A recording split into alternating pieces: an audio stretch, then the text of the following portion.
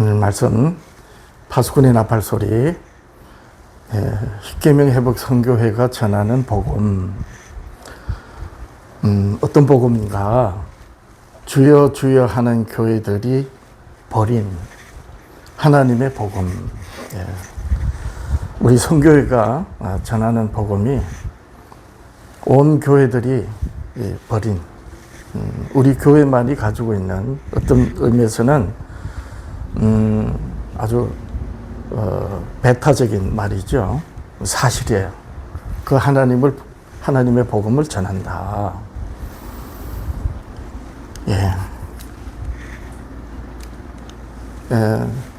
복음은 아무 사람에게 복음이 되는 게 아니죠. 하나님께서는 이 세상의 모든 사람들에게 복음이 되는 말씀을 하셨는데, 아무에게나 복음이 되지 않는다는 거죠.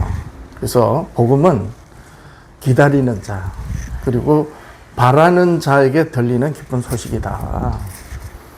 자, 기다리고 바라는 자는 그 복음이 무엇인지에 대하여 안다는 거죠.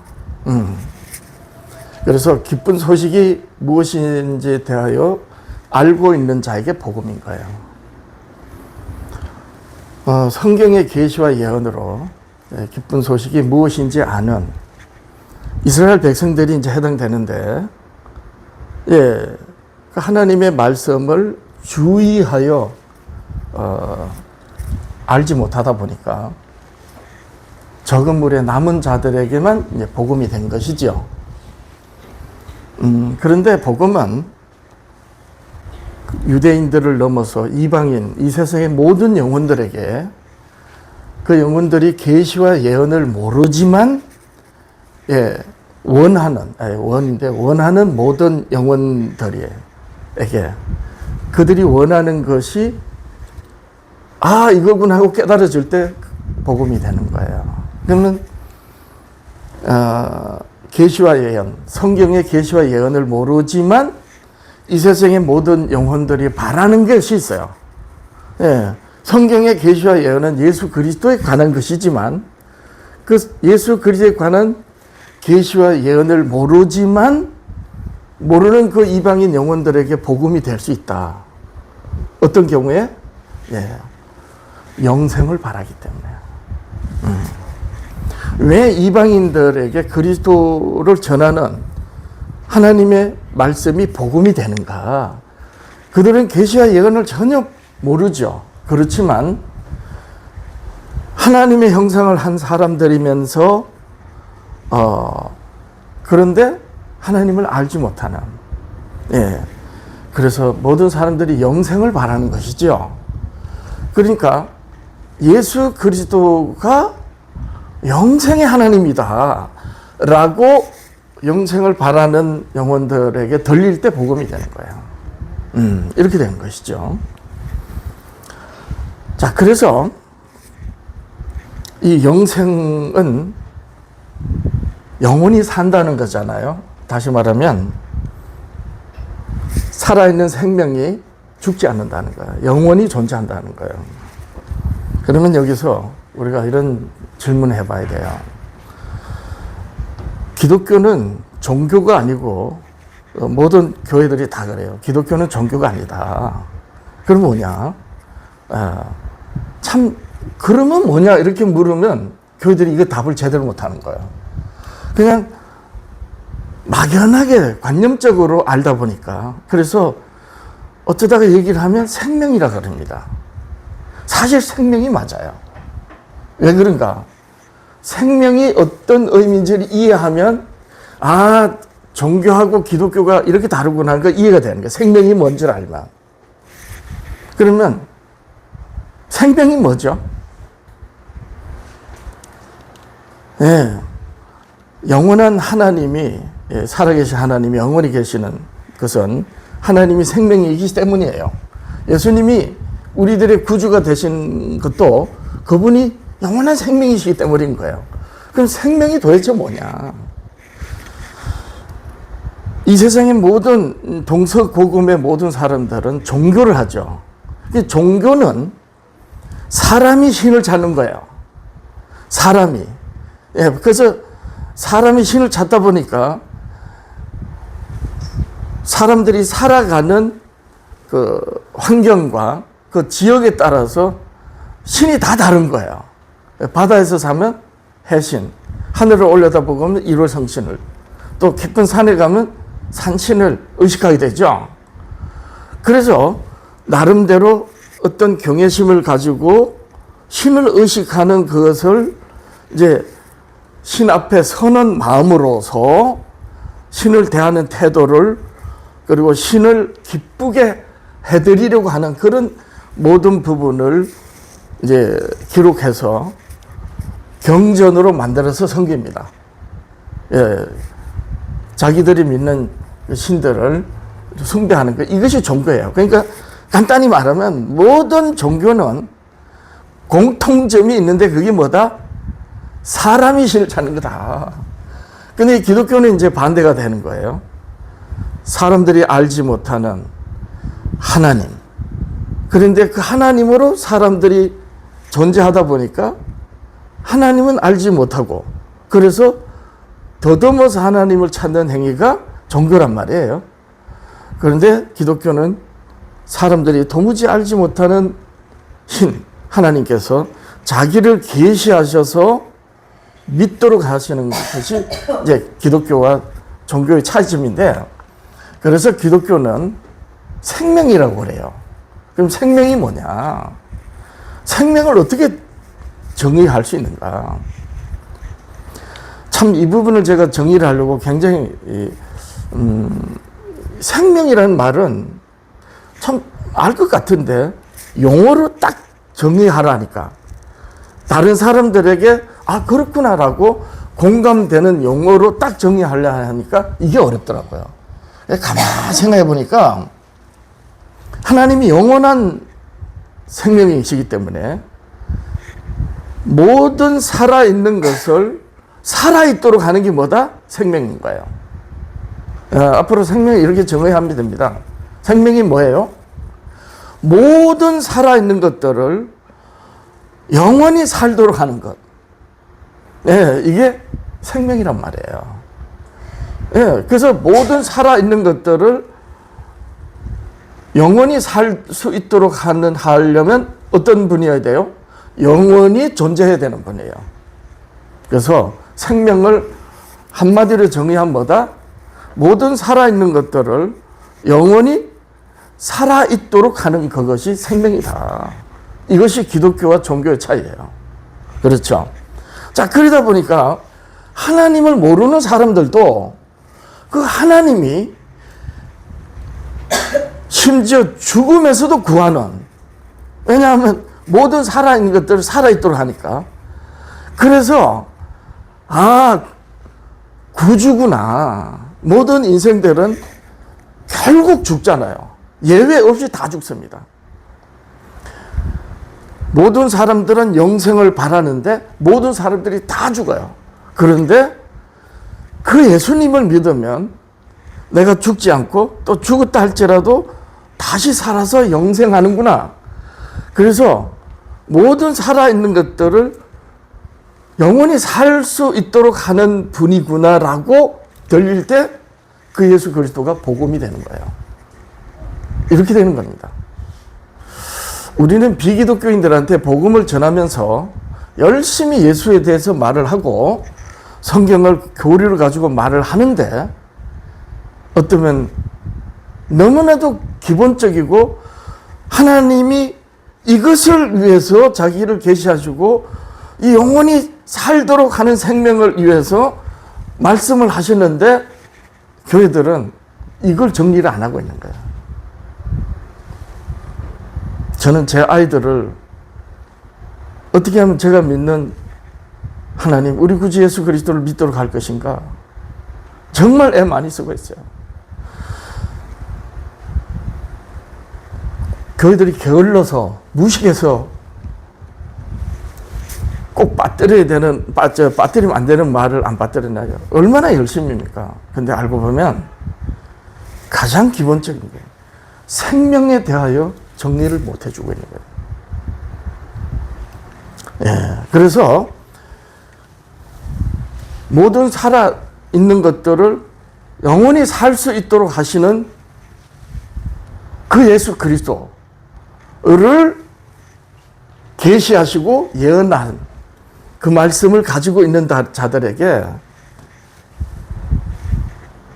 계시와 예언대로 오신 그리스도구나 라고 깨달을 때 그 그리스도를 알게 하는 말씀이 귀에 들릴 때 복음이 되고, 비기독교인들한테는 다 영생을 바라기 때문에, 생명을 바라기 때문에, 그래서 예수님께서 참 빛이라 그랬고 그 빛은 사람들의 생명이라, 내가 그 길이요 진리요 생명이라 라고 말씀하신 것입니다. 어쩌면 교회들이 당연하게 정리를 해야 되는 이 부분을 놓치고 있는 것 아닌가. 자, 그래서 복음은 이스라엘 백성과 이방인 모두에게 복음이 될 때에 이방인들에게도 복음이 되는 거죠. 계시와 예언을 가지고 메시아를 기다리는 영혼들이나 계시와 예언과 전혀 상관없이 모르는 영혼들에게 그리스도는 구주 그리스도시다, 이렇게 되는 것입니다. 그렇죠? 자, 우리가 익히 아는 성경의 내용으로 복음을 정리를 해봅니다. 세상의 모든 인생들에게 복음을 전하신 분이 누구죠? 세상의 모든 영혼들에게 복음으로 전하신 분, 복음을 복음으로 전하신 분이 예수 그리스도예요. 왜냐하면 구약의 모세와 선지자들이 예수 그리스도에 관하여 하나님께서 말씀하신 그 말씀을 기록해 왔지만, 오실 메시아에 대한 예언과 계시의 말씀이다 보니까 유대인들에게 한정된 거예요. 그렇죠? 근데 유대 땅을 예루살렘과 온 유다와 사마리아 땅 끝까지 가서 구원의 복음을 전하라고 하신 그 복음을 처음 전하신 분은 예수 그리스도시다. 마태복음 4장 7절이야. 이때부터 예수께서 비로소 전파하여 이르시되 회개하라, 천국이 가까이 왔느니라. 반드시 회개가 전제되는 것이죠. 왜냐하면 하나님은 영생하시는 하나님인데 죽는 인생을 사는 것, 이게 죄란 말입니다. 이게 죄예요, 알고 보면요. 근데 본인이 그렇게 원해서 또 싫은 걸 억지로 죄가 된 게 아니죠. 천국이 가까이 왔느니라. 이렇게 하여 예수님께서 온 유대 땅에 다니시면서 회당에서 천국 복음을 전파하셨어요. 마가복음은 이렇게 기록하고 있습니다. 이때부터, 마태는 이때부터 했는데, 이 마태가 기록한 이때가 언제인지 밝히는 게 마가복음이에요. 마가복음 1장 14절. 침례 요한이 잡힌 후, 예수께서 갈릴리에 오셔서 하나님의 복음을 전파하여 이르시되 때가 찼다. 자기 때가 됐다는 거죠. 하나님 나라에 가까이 왔으니 회개하고 복음을 믿으라. 왜 침례 요한이 잡힐 때까지 예수님은 기다리셨느냐. 그 전에 가나의 혼인잔치에서 물을 포도주로 만들고 말이에요. 또 병자도 고치고 이렇게 하셨어요. 여러 기적을 베푸셨는데 복음을 말씀 안 하셨어요. 왜 그래요? 자기 말을 하시면 안 되는 거예요. 그래서 예수님은 무엇을 기다리고 있었느냐? 예수님이 이 세상에 공생애를 시작하시기 전에 있던 선지자들은 어떻게 하나님이 예언과 계시의 말씀을 했었어요? 오실 예수님에 대하여 말씀하셨잖아요. 근데 예수님이 이 땅에 공생을 시작하실 때 침례 요한은 어때요? 오실 메시아를 예언한 게 아니에요. 침례 요한은. 그죠? 침례 요한은 자기 시대 앞서 모세와 선지자들로 오실 메시아, 오실 그리스도를 예언하신 그분이 이분이다라고 말해줘야 되겠죠. 왜냐하면 침례 요한은 자기 때 예수님이 오셨기 때문에. 그래서 예수님은 아버지께서 직접 자기를 유대 백성들한테 모세와 선지자들로 말씀해왔던 그가 예수님 자기라는 것을 아버지께서 밝혀주시기를 기다리셨던 거예요. 그래서 침례 요한이 요단강에서 침례를 베푸실 때 예수님이 이제 침례하느라고 가니까 침례관이 뭐라고 했어요? 보라, 세상째 지고 가는 어린 양이로다. 딱 밝혔잖아요. 그러니까 침례관은 자기 앞에 오신 예수님을 증언한 거예요. 그럼 침례관 앞에는 오실 예수님, 아직 오시지 않은 그리스도에 대한 예언과 계시의 말씀을 한 선지자들이고, 침례관은 예언과 계시의 말씀대로 오신 예수님을 증언하는 거예요. 그래서 예수님은 아버지께서 자기를 친히 증언해 주시기를 지금 기다리고 계신 거예요. 그래서 침례를 받으실 때 어떻게 했어요? 하늘에서 이는 내 사랑하는 아들이다. 딱 이렇게 아버지께서 직접 밝히셨죠. 이게 침례한과 침례한 앞서 선지자들의 다른 의미예요. 그래서 예수님은 기적을 베푸시고 병자들을 고치시고 진짜 잔치의 주인이 자기라는 걸, 물을 포도주, 잔치집에 포도주가 떨어지면 파장이 아닙니까? 예, 아이고 잔치가 끝나갈 쯤에 물을 포도주로 만드시니 진짜 잔치의 주인이 누구다? 예수. 공중에 영원한 영광의 잔치를 베푸시는 예수님이 자기라는 걸 기적을 베푸시면서도 뭘 말씀 안 하셨다? 복음을 말씀 안 하신 거예요. 자기 말을. 자기가 자기 말을 해버리면 이건 자기 주장이 돼버리죠. 그래서 하나님 여러 기적을 행하시면서도 이적을 행하시면서도 자기에 관한 말씀은 아버지께서 말씀해 주시기를 기다리신 것입니다. 사소한 것 같아도 아주 중요한 거예요.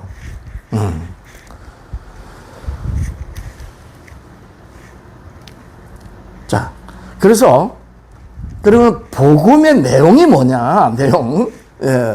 사도 바울이 깨달았죠. 스데반을 죽이는데 앞장설 때까지는 모세와 선지자 글에 통달했는데도 예수 그리스도인 줄 몰랐어요. 그래서 예수님을 믿는 자들 핍박했던 사도 바울이 나중에 모세와 선지자들이 말씀한 모든 말씀이 율법 조문을 지키라는 게 아니고 예수 그리스도에 관한 말씀이라는 걸 깨달았을 때에 복음을 논증한 겁니다. 로마서가 복음을 논증한 건데 율법이 복음이라고 논증한 게 로마서잖아요. 로마서 1장 1절이야. 예수 그리스도 바울은 사도로 부름받아 하나님의 복음을 위하여 택정함을 입었으니 하나님의 복음은 하나님이 선지자들로 말미암아 그 아들에 관하여 성경에 미리 약속하신 것이다. 그래서 예수님께서 친히 밝혀줬어요. 요한복음 5장 31절 이하 내가 만일 나를 위하여 정언하면 내 정은 참되지 아니하다. 주장은 얼마든지 할 수 있거든요. 나도 할 수 있어요. 뭐 안상홍 신 자기가 하나님이래.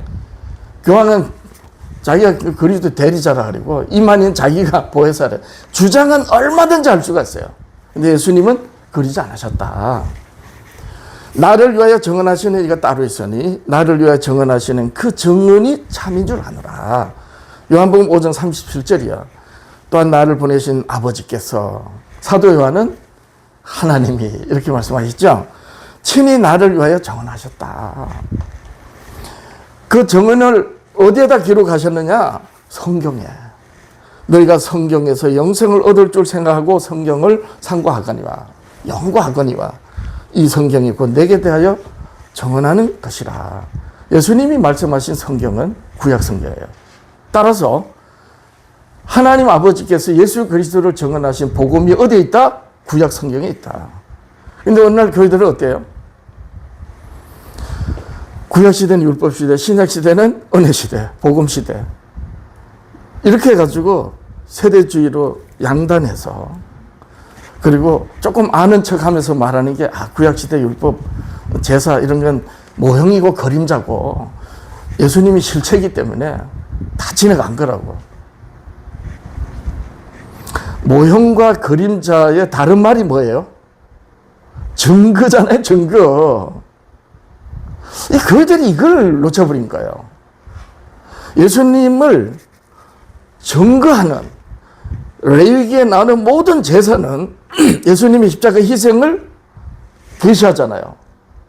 그리고 율법의 1.1회까지 예수님이 다 이루셨기 때문에 죄 없으신 그리스도께서 희생되셨다는 게 증거되잖아요. 그래서 모세와 선지자들로 말씀하신 모든 말씀은 그림자이고 모형이지만 다르게 말하면 뭐다? 나를 보내신 아버지께서 친히 나를 위하여 정언하신 증거이다. 이렇게 세대주의로 구약시대를 이스라엘에게 주신 율법이고 지나갔고 예수 그리스도의 신약시대는 예수 믿어 구원받는다. 이런 식으로 양단하는 것은 무슨 말이다? 뱀의 가라지다. 정통을 주장하는 교회들이 이래요. 생명이 뭔지도 정리를 제대로 못하면서. 자, 그리스도께서는 자기 말을 안 하신 이유가 바로 여기에 있습니다.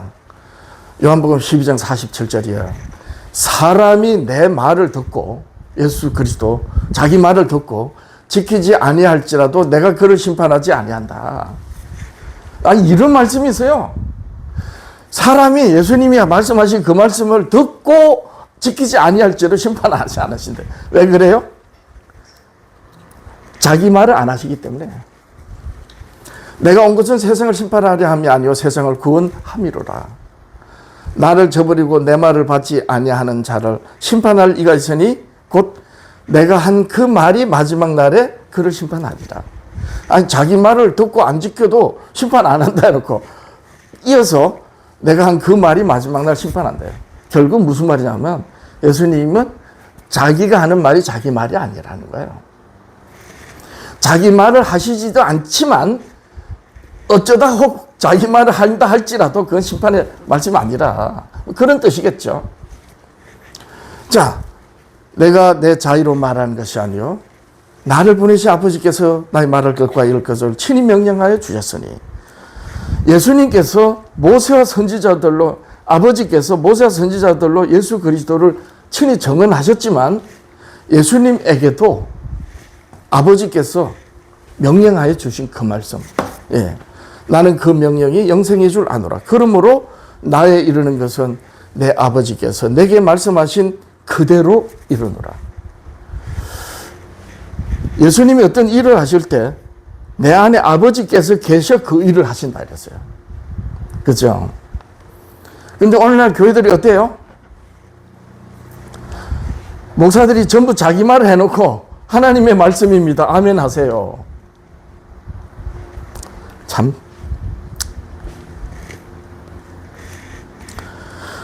자, 사도 바울은 이렇게 편지했습니다. 갈라디아서 1장 6절 이하에 당연히 사도들이 전한 말씀이 아니면 어떻게 돼요? 다른 복음이 되겠죠. 예. 그리스도의 은혜로 너희를 부르신 이를 이같이 속히 떠나 다른 복음을 따르는 것을 내가 이상하게 여기노라. 다른 복음은 없나니 다만 어떤 사람들이 너희를 교란하여 그리스도의 복음을 변하게 하려 함이라. 그러니까 성경에 그리스도에 관한 복음을 다르게 말하면 그게 다른 복음인 거죠. 교단이 갈려져서 또 같은 교단인데도 수많이 이 교단으로 나눠지는 이유가 전부 사람의 말이란 말이에요. 예. 그러나 우리나 혹은 하늘로부터 천사라도 우리가 너희에게 전한 복음 외에 다른 복음을 전하면 저주를 받을 것이다. 오늘날 교회는 정통을 주장하는 교회들은요, 정통을 뽐내려고 그러는지 신사도 운동이라고 그래요. 신사도 운동. 그러면 여기 사도 바울이 우리가 너에게 전환할 때 우리 사도는 헌사도예요. 헌사도. 마치 조금 부족하게 깨달은 거 신사도 운동하는 자들은 통달했다는 거예요. 사람이 건방지면 이렇게 되는 거예요. 오늘날 교회들이 그러고 있다. 정통을 주장하는 교회들이 그래요. 장로교, 감리교, 순복음교, 성결교, 침례교. 사람들한테 박수 받는 목사들. 이렇게 사람들한테 박수 받는 목사들이 나중에 누군가를 통해서 이단이라고 정죄했던 우리 교회, 또 우리 교회 성도 목사님들, 또 어쩌다가 성경을 보고 성경이 새로운 것을 알게 돼서 내가 그동안 말해왔던 것이 틀렸구나라는 걸 알았어요. 그 순간 이 사람한테 지금 무엇이 지금 놓여 있는 거예요? 자기 십자가 놓여 있는 거예요. 근데 사람들한테 존경받고 박수받는 그런 목사들이 자기가 틀렸다고 인정하고 자기 십자가를 질 수 있을까요?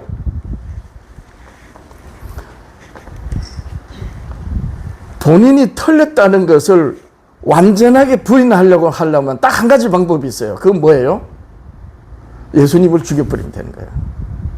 유대인들처럼. 이렇게 인간들이 악한 거예요. 우리가 전에 말할 거냐, 내가 지금 다시 말하노니 만일 누구든지 너희가 받은 것 외에, 사도들이 전한 것이죠. 다른 복음을 전하면 저주를 받을 것이다. 오늘날 교회에 하나님이 친히 정언하신 모세와 율법으로 그리스도를 말하지 않는 교회들은 사도 바울의 말대로면 전부 저주받을 자예요. 너무 심하게 얘기하는 게 아니에요. 예수님은 독사의 새끼들이라 그랬고요. 내 아비 마귀라 그랬어요. 보세요. 너희가 받은 것 외에 다른 복음을 전하면 저주받을 거다.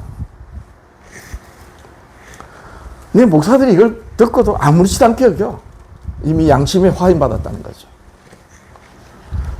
이제 내가 사람들에게 좋게 하랴. 이 뭔 말이에요? 사람들이 듣고자 하는 가려운 길을 긁어주는 그런 말을 하자. 하나님께 좋게 하랴. 사람들에게 기쁨을 구하랴. 내가 지금까지 사람들의 기쁨을 구하였다면 그리스도의 종이 아니니라. 형제들아, 내가 너에게 알게 하게 하노니 내가 전한 복음은 사람의 뜻을 따라 된 것이 아니다. 예수님은 유대인들 보고 그랬죠. 너희가 사람의 계명을 지키려고 하나님의 계명을 잘 저버리는도다. 이는 내가 사람에게서 받은 것도 아니요 배운 것도 아니요 오직 예수 그리스도의 계시로 말미암은 것이라. 예수 그리스도의 계시, 예수님이 사도 바울에게 다메섹 도상에 나타나시고 그 이후에 성경의 모든 걸 깨닫게 해주셨죠. 그런데 예수 그리스도의 계시는 하나님 아버지의 계시와 예언의 말씀인 것입니다. 알고 보면. 네. 자, 그러면 복음이 그러면 뭐냐? 율법이 복음인데 고린도후서 3장 2절 너희는 우리의 편지라 오직 예수 그리스도. 아까 우리 교도 같이 읽었지만 뭐예요? 우리가 눈으로 보고 귀로 듣고 손으로 만진 바라. 예. 그래서 그리스도의 정인들이잖아요. 너희는 우리의 편지다. 우리 마음에 섰고 그리스도께서 우리 사도들의 마음에 섰다는 거야. 무사람이 알고 읽는 바라. 너희는 우리로 말미암아 나타난 그리스도의 편지다. 장로교인들은 누구 편지예요? 장로교 편지. 감리교인들은요? 감리교 편지. 이만희 신천지 교인들은 이만희교 편지. 그렇게 되는 겁니다. 너희는 우리로 말미암아 나타난 그리스도 편지니 이는 먹으러 선 것이 아니라. 여기서 아주 중요한 메시지가 나오는 겁니다. 오직 살아계신 하나님 영으로 선 것이며. 자, 여기서 먹으러 선 것이 뭐예요? 성경의 걸자입니다. 성경의 걸자. 자, 이 성경에다가 걸자를 두고 있으면 이건 단순히 조문이 되어버린 거예요. 하나님이 모세와 선지자들로 성경에 기록하게 하신 그 말씀이 영어로 써진 거예요. 그래서 예수님께서 내가 너에게 이르는 말이 영이요 생명이라 그랬던 거예요. 그러니까 말씀은 글자로 된 조문에 있는 게 아니고 영이란 말이에요. 살아있는 말씀. 예. 성경 1000번 읽어보세요. 이게 살아있는 것들을 영원히 살게 하는가. 여기서 살아있는 말씀이 정말 영으로서 마음에 새겨져야지. 우리가 성령으로 거듭난 영이 돼야지. 예. 그가 또한 우리를 새 언약의 일꾼되게 만족하게 하셨으니 율법 조문. 보세요. 여기 나오죠. 율법 조문으로 아니하고 오직 영어로 하미니 율법 조문은 죽이는 것이요. 법 조문은 죽이는 겁니다. 영은 살리는 것이라. 돌에 서서 새긴 죽게 하는 것. 분명히 언약의 열매에서 십계명이에요. 십계명도 조문이에요. 즉 다시 말해서 하나님이 모세 오경과 시대마다 하나님이 성경, 너희가 영생을 얻으려고 성경을 연구하거니와 이 성경이 곧 내게 대해 증거하는 것이로다 라고 예수님이 말씀하신 성경은 하나님이 모세에게 처음 말씀하실 때 어떻게 했어요? 돌판에 써주셨죠? 근데 어떻게 하셨습니까? 이스라엘에 들으라. 오늘 내가 너희가 이러는 말을 어디다가 새기라? 마음에 새기라. 근데 마음에만 새기고 기록을 안 하면, 돌판이나 먹으로 써주지 않으면 어떻게 돼요? 역사가 안 돼. 왜냐하면 마음에 써진 사람은 유한하여 죽잖아요. 예. 그래서 나중에 새하늘과 새 땅이 그리스도께 재림하실 때 부활하지만 다 죽습니다. 역사가 이어지지는 못해요. 그래서 기록하라 하신 거예요. 그런데 기록된 글자만 쫓아가면 반드시 죽이게 되세요. 그 증거가 뭐예요? 유대인들이 글자로 쫓아가다가 예수님을 죽인 거예요. 율법을 가지고 있는, 즉 하나님의 복음을 가지고 있는 교회의 성도들이 이 부분을 조심해야 되는 거예요. 이렇게 되는 겁니다. 그러니까 복음이 뭐냐? 복음은 성경에 기록된 말씀이 마음에 새겨지는 거예요. 그래서 유대인들이 이스라엘 백성이 이걸 잊어버리고 북이스라엘 망하고 남유다는 포로로 되고 이러다가 이제 망하게 되잖아요. 그때 포로에서 해방되면 어떻게 한다? 내가 내 법을 너희 마음에 새기라. 그죠? 그렇게 마음에 새겨진 자들이 뭘 마음에 새겼다는 거예요? 오실 그리스도에 대한 하나님의 계시와 예언의 말씀이 여기 있다는 거죠. 그러니까 예수님이 말씀하실 때 들리죠. 귀가 있는 자는 들을지어다. 그래서 들리는 거예요. 예, 이렇게 복음은 이렇게 정리되는 것입니다. 자, 그래서 이 복음은 그리스도를 정언하신 하나님의 말씀이에요. 법률적 의미의 조문이 아니다. 자, 이 부분은 율법을 지키는 우리 성도님들이 조심해야 됩니다. 무슨 말이냐면 돼지고기를 먹지 마라, 부정한 음식을 먹지 마라, 이게 복음이 아니란 말이에요.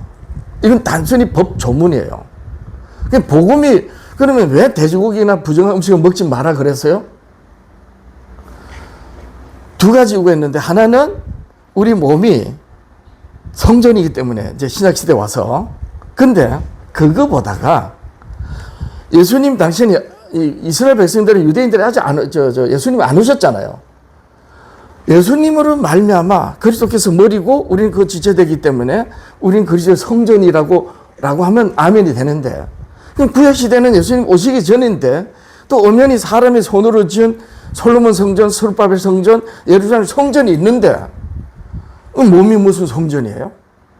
예수님 오시기 전에는 하나님이 엄연히 법궤, 성전, 성소, 지성소, 법궤 위에 하나님 임재하시는데, 예, 너희 몸은 성전이니까 너희 몸을 거룩한 산자에서 살다. 이거는 신약시대 우리들을 두고 하는 말이에요. 그럼 구약시대는 유대인들에게는 왜 몸을 깨끗하게 해야 돼요?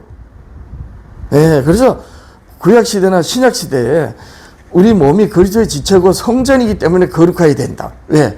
하나님의 영이, 거룩하신 영이 계시기 때문에. 어떻게 더럽게 생각과 마음을, 행동을 더럽게 할 수 있느냐. 그래서 거룩해야 된다고 하는 게 맞죠? 근데 그보다 더 중요한 게 있어요. 우리 몸이 성전이 되어야 되고 우리 몸이 거룩하게 되어야 되는 것은 뭐냐? 자, 보세요. 마음의 생각과 뜻이 사람들에게 어떻게 나타나요? 몸의 행위로 나타나잖아요. 마음의 생각과 뜻이 눈으로, 귀로, 입으로, 코로, 예, 손으로, 촉감으로. 그러니까 마음과 생각은 원이지만 육신이 약하다. 예수님이 말씀하셨어요. 그러니까 몸을 거룩해야 된다는 것은 결국 하나님이 임재하셔서 우리가 하나님의 성전이기 때문에 거룩해야 된다는 것은 그건 우리들 입장이에요. 몸을 거룩하게 돼야 되는 아주 중요한 이유가 뭐냐? 내 이웃을 내 자신과 같이 사랑하라. 자, 이러려면 어떻게 해야 돼요? 우리가 내 자신을, 사람들은 자기 자신을 사랑하는 정도가 다 달라요. 그죠? 어떤 사람들은 자기 자신을 학대를 합니다. 자기 자신을 막 미워. 막 내가 왜 하면서 자기 자신을 막 미워하고 괴로워해요. 이런 사람 보고 내 이웃을 내 자신처럼 사랑하라. 이게 말이 됩니까? 또 어떤 사람들은 또 어린아이들은 어때요? 몸이 해가 되는데도 그냥 좋은 걸 먹으려고 그러고, 아주 몸에 좋은데도 그게 싫다고 안 하려고 그러고, 이런 사람들이기 때문에 내 이웃을 내 자신같이 사랑하라 하면 됩니까? 그래서 예수님이 어떻게 말씀하셨어요? 하나님이 모세와 선지자들로 말씀하신 율법과 선지자의 모든 말씀의 강령이 하나님을 사랑하라, 이웃을 사랑하라 그러셨어요. 어느 율법사가 물었잖아요. 율법 중에 어느 계명이 큽니까? 마태복음 22장 35절 이하에서 이렇게 물었을 때 예수님이 내 마음과 뜻과 목숨을 다하여 내 하나님을 사랑하라. 이것이 크고 첫째 되는 계명이요. 둘째도 그와 같으니 내 이웃을 내 자신같이 사랑하라. 이것이 온 율법과 선지자의 강령이다. 모세와 선지자로 하나님이 말씀하신 모든 말씀의 머리라는 거예요. 강령 다 매달고 있다. 근데 이렇게 하나님을 사랑하고 이웃을 사랑하는 내 자신같이 사랑하라 하셨는데 사람마다 자기 자신을 사랑하는 게 다 달라요. 제가 어떤 제 자신 보고 막 미울 때가 있다니까요. 내가 막 그냥 괜히 막 이 정도밖에 안 되나 내가 이래 가면서. 이건 모든 사람이 다 그렇습니다. 그러니까 이웃을 내 자신까지 사랑하라는 것은 모든 사람들이 다 자기 생명을 귀하게 여기기 때문에 이웃에게도 그렇게 귀하게 여기라 그 뜻이죠. 근데 그 자기 자신을 사랑하는 정도가 다 다르기 때문에 예수님은 이를 다르게 말씀해 주셨어요. 어떻게 말씀하셨어요? 세 계명으로. 내가 너희를 사랑하지 너희가 서로 사랑하라는 거예요. 그래야 되잖아요. 그래서 그리스도께서 내가 너희를 사랑하지 너희가 서로 사랑하라. 이로써 모든 사람이 너희가 내 제자인 줄 알리라. 자, 그러니까 하나님을 사랑하고 이웃을 사랑하라는 모세와 선지자들로 말씀하신 하나님의 계명이 예수님의 계명하고 다르지 않다는 거예요. 예수님의 세 계명은 아버지께서 이르신 계명을 어떻게 더 온전하게 행할 것이냐에 대한 말씀이었던 것이지, 다르지 않다. 근데 오늘날 교회들이 어떻게 얘기해요? 하나님의 계명은 이스라엘 주셨고 예수님 세 계명 주셨다면서 아는 척해요. 참. 자, 그래서 우리가 율법 조문을 따라가면 어떻게 되느냐? 자기밖에 모르게 됩니다. 음식 먹는 것, 남의 옷 입는 것, 뭐 하는 것, 저게 아닌데? 그렇다고 미워할 수 없으니까 억지로 웃고, 이게 다 중간에 막힌 담이 되는 겁니다. 그러니까 법률적 의미의 조문은 절대로 복음이 될 수가 없어요. 그래서 예수님 시작으로 표한 게 뭐예요? 에베소 2장 14, 15절 이하, 골로새서 2장 14, 15절 이하. 유대인과 이방인들 사이에 중간에 막힌 다 원수된 것, 의문에 속한, 법 조문에 속한 계명의 율법. 법 조문으로. 왜 그러면 유대인들에게는 법 조문을 주셨느냐? 이제 이 의문이 남죠. 이유는 이방인들하고 구별되어 살아라. 내가 너희를 사랑하고 너는 내 거룩한 백성이니라. 그러니까 이방인들처럼 살지 말고 내 백성으로 살아라. 이렇게만 말씀하시면 유대인들이 어떻게 하겠어요? 안 되잖아요. 그래서 어떻게 하느냐? 안식일을 여섯 날 동안에서도 구별하신 것처럼 이스라엘을 애굽이라는 치세와 아수르와 바벨론, 로마 제국 이런 세상의 권력자들이 지배하는 세상에서 어떻게 하나님의 백성으로 온전히 남아 있어야지만이 어떻게 됩니까? 그 하나님이 그 이스라엘로 오실 거 아니에요. 그럼 그 이스라엘이 하나님을 잊어버리지 않아야 되는데 그러려면 어떻게 됩니까? 문화가 달라야 되고 종교가 달라야 되고 공부하는 사상 철학이 다 달라야 되겠죠. 우상 숭배하지 말라는 게 우상이 더럽고 이게 아닙니다. 다 보세요. 나 외엔 다른 신들 내게 두지 말지니라. 그 말씀을 다르게 달리 표현한 게 뭡니까? 우상 숭배하지 말라는 거예요. 알고 보면 그렇지 않습니까? 그래서 이스라엘 백성들에게 조문을 주신 것은 이방인들하고 온전히 구별되어 살도록 하여 그 목적으로 주신 것이지, 복음은 예수 그리스도에 관한 말씀이 복음이란 말이에요. 예를 들면 이거죠. 요한복음 1장 태초에 말씀이 계시니라. 그 말씀이 참 빛이고 그 빛은 사람들의 생명이라 그랬어요. 그죠? 예. 여러분, 어둠이 뭐예요? 예, 빛이 없는 거예요. 그죠? 그 빛이 영원히 없는 게 뭡니까? 그게 죽음이잖아요. 그리고 다시 회복되지 못하는 어둠이 뭐예요? 그게 멸망입니다. 그러니까 예수님이 생명이라는 얘기는 다르게 변 빛이라는 거예요.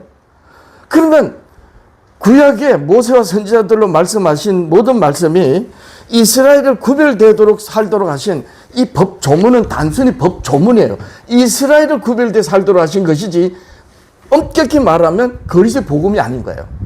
굳이 법 조문 하나하나를 그리스도에 관한 복음이라고 하면 그렇게 법 조문을 따라서 구별돼 살 때 그리스도께서 오시니까 법 조문 하나하나가 복음이라고 할 수는 있어요. 그러나 복음은 하나님 아버지께서 누구를 정언하셨어요? 이스라엘을 거룩히 살도록 하는 목적으로 복음을 주신 게 아니고 예수 그리스도에 관하여 정언하신 게 복음이에요. 그럼 보세요. 예수님이 참 빛이고 자기 땅에 오셨고 그 빛은 사람들의 생명이라. 그럼 구약 성경에 예수님에 관한 첫 복음이 뭐예요?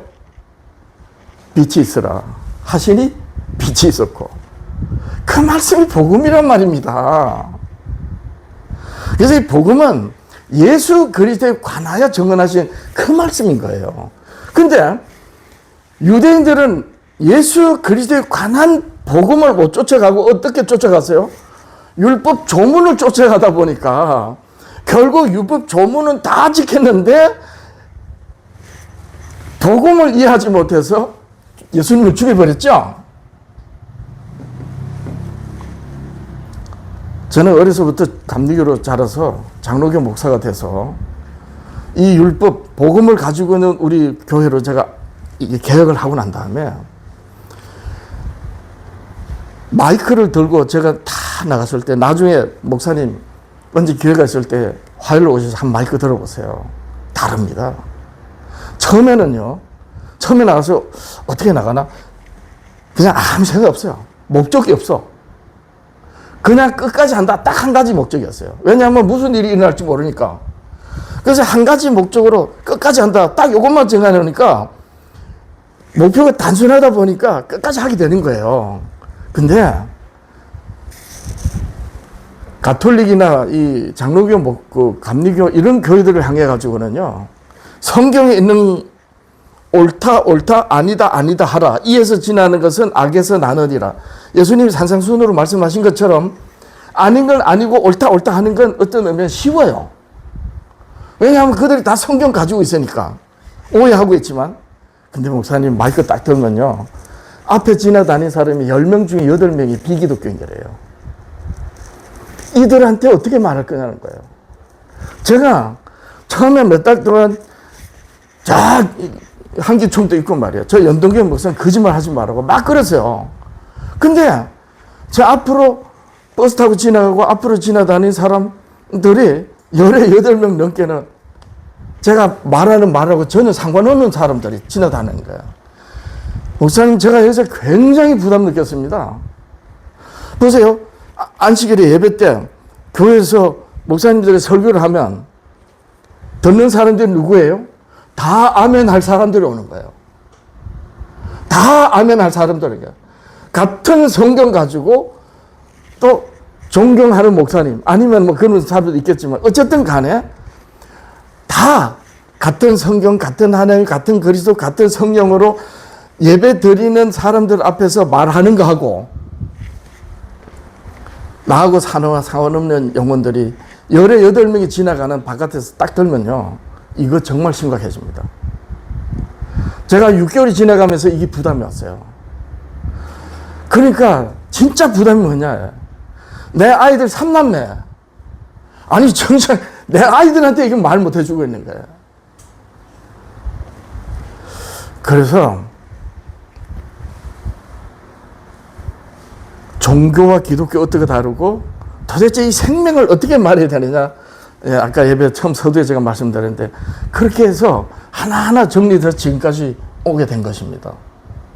자, 우리 교회는 하나님이 선지자들로 예수 그리스도에 관하여 말씀하신 그 말씀을 복음으로 가지고 있는데, 유대인들이 바로 그 복음을 가지고 있었지만 법률적 의무로 쫓아가다가 망해버렸어요. 과연 우리 교회는 어떤가? 14만 4천을 비롯해서 정말 마지막 때 진짜 야곱의 환란이 오는, 너무나도 계시와 예언에 대한 분명한 이해와 시대의 징조를 따라서 우리는 신앙합니다. 그런데 전혀 그런 것과 상관없는 문영혼들이 우리 사회 80%가 넘어요. 이들에게는 뭘 말해야 되겠어요? 주여 주여 하는 교회들이 버린 하나님의 복음, 예수 그리스도에 관한 복음을 전해야 되는 거예요. 이제 마치고 유튜브 이제 올라가 보세요. 제가 비가 와가지고 화요일 날은 비가 안 와서 했고, 그 다음날 여기 앉아가지고 십계명 선교회가 전하는 복음, 주여 주여 하는 교회들이 버린 하나님의 복음, 1시간 20분 동안 율법이 왜 복음인지를 제가 정리를 했습니다. 유튜브를 한번 보시고요. 우리 교회 성도님들이 율법을 정말 복음으로 전하고, 그래서 이 주여 주여 하는 교회들이 복음을 어떻게 오해하고 있는지를 깨닫게 해주고, 하나님과 상관없이 사는 우리 국민의 80%가 넘는 영혼들에게 하나님이 모세와 선지자들로 말씀하신 예수 그리스도에 관한 말씀이 왜 복음인지 말하는 그러한 우리 교회가 되었으면 합니다. 기도하겠습니다. 하나님 아버지, 감사드립니다. 이 거룩한 날 복음에 대하여 살펴보았습니다. 주여 주여 하는 교회들이 없는 것이 없을 만큼 우리 대한민국 사회는, 어떤 기독교인들은 대한민국이 마치 기독교 국가인 양 그렇게 착각할 정도로 교회들이 없는 곳이 없습니다. 비기독교인들조차도 예수 그리스도를 믿으면 구원받는다 하더라는 카드라식의 말은 다 들었습니다. 그런데 하나님과 상관없이 사는 영혼들, 교회들은 저들만의 잔치를 합니다. 다 구원이 있는 양 말하면서도 이 허물 많고 부족한 사람이 성경을 새롭게 보면서 깨달을 때마다 참 안타깝습니다. 오 아버지 하나님이시여, 우리 주님 오시는 그 길을 예비하는 그 마지막은 땅끝까지 복음이 전거될 때 마침내 주님이 오실 텐데, 하나님 아버지시여, 우리 가까이 있는 가족과 이웃 지인들이 마치 땅끝에 사는 영혼들처럼 그렇게 사람들이 살아갑니다. 하나님 아버지시여, 복음을 잘 이해해서 영혼들에게 과거 이스라엘의 그 남은 자손들이 복음의 기쁜 소식을 앙망하며 그렇게 간절히 바랬던 것처럼, 하나님 아버지, 이 복음의 기쁜 소식을 잘 아는 우리들이 되어서 사람들에게 말할 때 전혀 계시와 예언에 대하여 상관없이 사는 영혼들이지만 우리 주 예수 그리스도를 믿음으로 말미암아 모든 살아있는 것들을 영원히 살도록 하시는 하나님의 그 은혜의 복음이 들려줄 수 있도록 하나님 아버지시여, 먼저 믿는 자들이 복음을 잘 깨달을 수 있도록 하옵소서. 이를 위하여 십계명 회복 선교교회를 세워졌습니다. 아버지 하나님 함께 뜻을 나누고 힘을 합해서 아버지 하나님 이 복음을 전하는 믿음의 사람들과 연합하게 하시고 이 나라 곳곳에 외쳐질 수 있게 하옵소서. 마지막 시대 남은 자손 교회 모든 교회들이 복음을 버린 이 가운데 하나님 아버지여 복음을 붙들고 있는 이 남은 자손 성도들의 교회 하나님 아버지 성도 한 사람 한 사람의 그 헌신이 우리 주님 오시는 길이 예비되는 헌신이 되게 하시고 마침내 우리 주님 오시는 그 은혜로 아버지 하나님 우리가 구원받아 그 영광의 잔치에 들게 하시옵소서. 사랑하는 가족, 부모, 형제, 자녀들, 지인들에게 먼저 빛이 되게 하시고 하나님 아버지 교회들을 위해서 섬기는 우리들이 될 수 있게 하옵소서. 예배 마치고 아버지 하나님이시여 또 2부 순서로 이렇게 말씀의 은혜를 나눌 때 귀한 은혜의 시간이 될 수 있도록 하옵소서. 아버지 하나님 예물 드립니다. 드려진 손길에 복을 다하시고 구하는 것마다 주의 뜻을 구하여 우리 아버지 하나님께 영광 되게 하옵소서. 예수님의 이름으로 기도합니다.